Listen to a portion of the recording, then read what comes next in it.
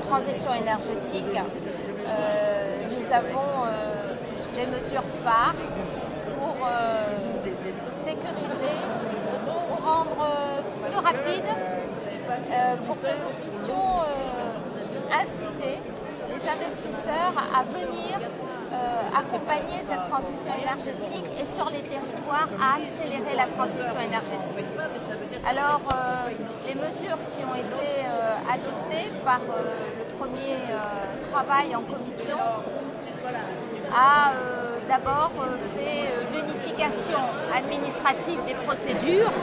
par un amendement très attendu par les acteurs locaux qui est l'autorisation administrative. Cette autorisation administrative permettra d'accélérer les procédures de délivrance de permis pour les projets portés par les entreprises sur les territoires. Ensuite, nous avons travaillé aussi sur la multiplication des réseaux et de leur connexion, parce qu'il n'y aura pas de transition énergétique sans avoir un réseau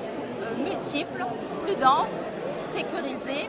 Et par ce fait, nous avons permis par des amendements successifs, nous avons permis de faire en sorte que par la gouvernance de RDF, par la consolidation des modalités de fixation des tarifs par la CRE, que nous puissions là aussi faire que de plus en plus de réseaux se construisent pour la qualité aussi de cette transition énergétique. Et puis nous avons travaillé aussi sur un axe très important qui concerne les électro-intensifs, ces entreprises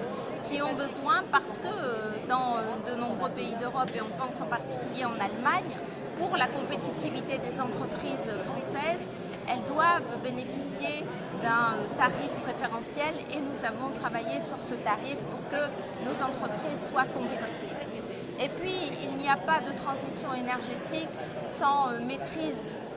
de la consommation. Nous avons travaillé sur l'effacement et mis une priorité aux consommateurs